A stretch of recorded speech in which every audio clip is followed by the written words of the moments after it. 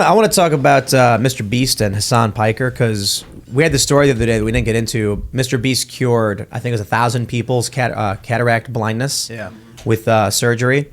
And Hasan Piker got a bunch of, what is this, 24.8 million views? Are you kidding? Holy crap, look at this. That's on Hasan's one? So this tweet got 24.8 million views. Wow. The video was played 6.8 million times. And it says, Twitch streamer Hasan explained why he was filled with rage from watching Mr. Beast's newest video where he cures 1,000 people's blindness.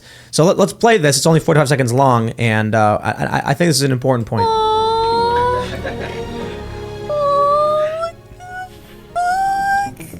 You watch the video, you go, oh, how cute and how nice. I watched the video, and I'm filled with rage. What's wrong with you? That we shut off access to a 10-minute procedure because we paywalled it and decided that like some people just simply can't get it. It is so insanely frustrating that it like it's up to like one YouTube guy to like decide to make content out of it that like that people who are too poor can't just fucking see. That's insane. Anyway, sorry. It's just like a deeply, deeply frustrating concept. He's 80% right. We didn't cut off access to cataract surgery. It just costs money. And he is right, though, that it's up to some YouTube guy to make content out of it to give these people the surgery they need. But you know what? A lot of people were ragging on him, saying, like, he just discovered what charity is and things like that. And I'm like, as long as we're giving $100 billion to Ukraine, I'm with this guy. That $100 billion could be used to cure blindness of American citizens who are living in America in a country that we're supposed, like, that is us, literally us. So, well, I don't agree with him on like it's paywalled and we should just do it. It's like, well, look, you got to pay a guy to do it. You know, he's got to you got to cover his costs and everything. He's got to incentivize him. You can't enslave him. But how much money did we send to Ukraine? $108 billion. So how much money did this cost? $10,000 or $10 million for if that? How much do you think it costs for this surgery to cure cataracts? I think 10 grand's a good guess. I'm checking it out now. So we're talking $10 million? Yeah, just $10 million bucks. Plus maybe a little bit more if he's housing them or flying them out or whatever. But like, right, bringing them in. But maybe it's not 10 grand for this surgery. Maybe it's 4 or 5. And I'm just sitting here thinking like, well, you know, I don't think we should just take people's buying power through taxation or through printing of money to then give someone else some kind of medical treatment. So I probably disagree with Hasan on that one. But look, if we're in a country that's sending all this money overseas for like gender studies programs, imagine if instead of Pakistani gender studies programs, we were like, we're gonna cure a bunch of people's blindness. Reinvest. So I gotta agree, it's kind of annoying that it's up to some YouTube guy to make content out of it for these people to actually get the treatment they need. Meanwhile, they don't fix our streets, they don't fix our bridges. Here's what I'm saying. I'm not necessarily saying that we should have taxation to fund this infrastructure or no deal. I'm saying so long as they're taking all of our money, let's compromise and be like, spend it on us. Fix our bridges, fix our roads, create jobs in construction that can restore our infrastructure, secure our borders, bring manufacturing plants back here. Instead, it's war in Ukraine, a border country in which we are not on a border of, and then our people are blind, and the YouTube guys got to clip their eyes. He also gave people 50 grand, a bunch of them. And one guy, he gave a new Tesla because he had never been able to drive. I saw this. The video is great. You guys should watch it if you haven't seen it. And he's like, when I get my eyes fixed, I'm going to get a car and drive. Like, that was his dream. And Mr. Beast, Jimmy Davidson. I think it's Jimmy Davidson. Jimmy Donaldson. I mean, what a guy. He bought him a Tesla. He's like, crazy. And here's your Tesla. Pop culture covered this today, Pop Culture Crisis, and the Hasan thing or the Mr. Beast covers this because a bunch of people on Twitter were like, well, he is the Antichrist. Like, who is he to cure blindness in people? You want to be like, what? Like, give this guy a break. Like, I understand the objection that he has, and I totally agree with you. Like, if we're spending billions of dollars on Ukraine, it's hard not to be an American citizen and be like, we have problems that if you were going to spend this money, you should spend it domestically. But I also think, like, we shouldn't at all make this Mr. Beast's fault, right? Like, he tried to do a nice thing. He has a lot of money and he's trying to help people. Like, and don't frame it as Jimmy cured their blindness. The people cured their own blindness with the help of medical technology that Jimmy sponsored. That's the story. He wasn't like Jesus hands on people, which you probably could have done, but Jimmy made a ton of money because of it. Yeah. Oh yeah. The revenue on that is probably insane, and just the PR is priceless. That's the thing nobody ever thinks about is the PR in charity is amazing, and Yep.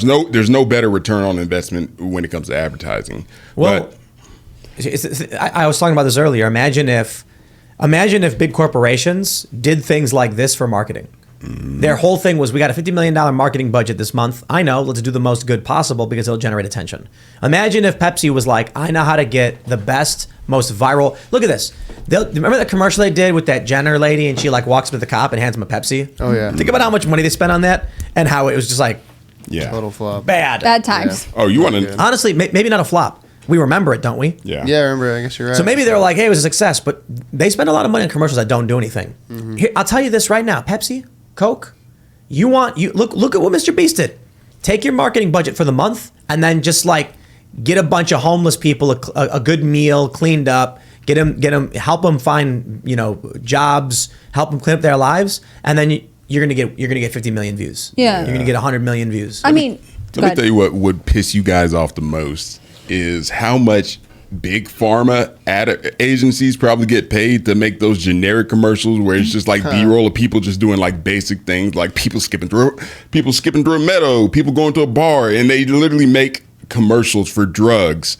Like you see it, every single drug commercial just has like people on random things, like people on a cruise ship, and it's one like of those scooters like going downhill. Yeah. and they spend millions. They spend millions on those ads, just throwing it down the drain. And it's just like you sort of think about how much money is wasted.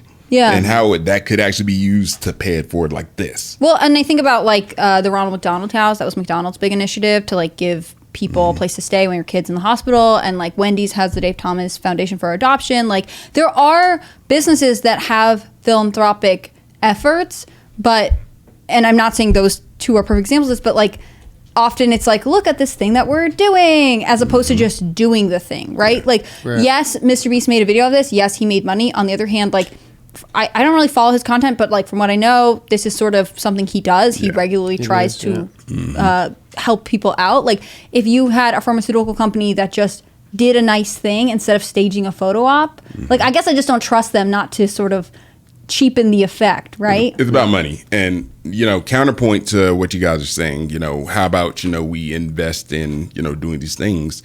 If you start making a big deal about, like giving away medical treatments and stuff, and you're a company that does that medical treatment, which, logically that's what you'd be equipped to give away. Who's going to buy your product anymore? Because they can just wait for you to give it for free. Like this is what happened in Africa when we started, doing all the food drops. Agriculture stopped because again, everybody was sort of subsisting off of a lot of the food drops, and so we sort of crippled them. And that's just human nature. So to a degree, I can see it, but I can also see, when you start like de-incentivizing the profit motive, companies don't invest in, researching these treatments to come up with new ones. We can give Pfizer all the crap we want about what they're doing. But at the same time, again, if one drug, and I know this is going to sound terrible, but if them making that money allows them to fund one drug that can save somebody from a terminal rare disease, it's kind of like, well, it's evil, but I kind of see it's. But you want the other drug. Yeah, exactly. Yeah, that's hard. I mean, it reminds me of like, do you remember Tom's shoes?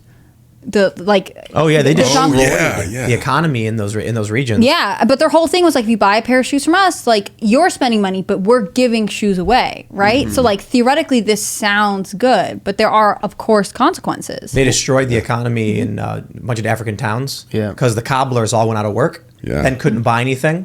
Everybody had free shoes, but it was, the guy who gets the leather goes to the cobbler then makes the shoes and then buys the leather. All of a sudden, no one's buying leather anymore. All of a sudden, the guy who makes the shoes can't make money. Now, because he can't make money, he's not buying the leather. The guy who gets the leather can't make money. He can't buy food. Neither can buy food. Now the farmer is like, I don't have any money to get the tools I need to make food, and the economy just collapsed. Yeah.